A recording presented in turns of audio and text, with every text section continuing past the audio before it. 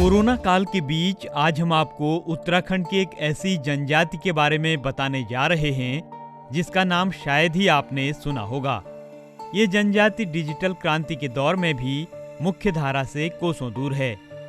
इस जनजाति के लोग पिथौरागढ़ और चंपावत जिले के दूरस्थ जंगलों में स्थित गांव में निवास करते हैं। इसके अलावा नेपाल के पश्चिम अंचल में भी इनके कुछ गांव बसे हैं।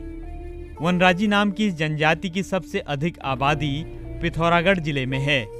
यहाँ इनकी कुल आबादी 700 के करीब है। जिले के डीडीहाट, धारचूला और कनालीछीना विकासखंड में वनराजियों के 9 गांव हैं। यहाँ वनराजियों के कुल 202 परिवार रहते हैं। ये सभी परिवार गरीबी के स्तर से नीचे जीवन यापन कर रहे हैं।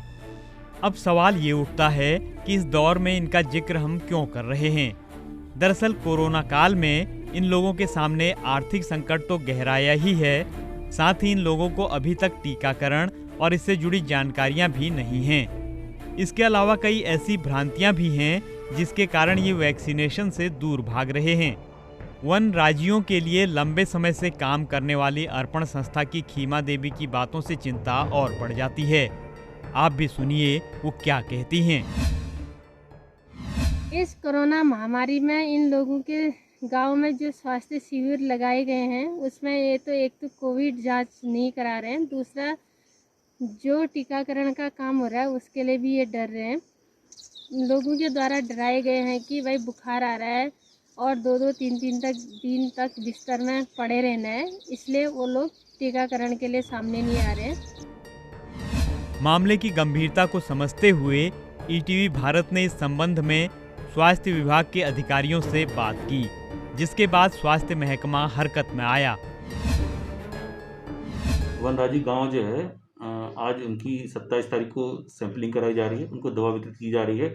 उनका 18 से 44 और 45 से जो बड़े लोग हैं उनकी सूची बनाई जा रही है और कल या परसों में उनको निश्चित टीकाकरण करवा दिया जाएगा, वैक्सीनेशन करा दिया जाएगा। वनराजी जनजाति उत्तराखंड की सबसे पिछड़ी और कम जनसंख्या वाली जनजाति है, जो अशिक्षा, जागरूकता की कमी के कारण भ्रांतियों में फंसकर परेशानियों को न्योता दे रही है।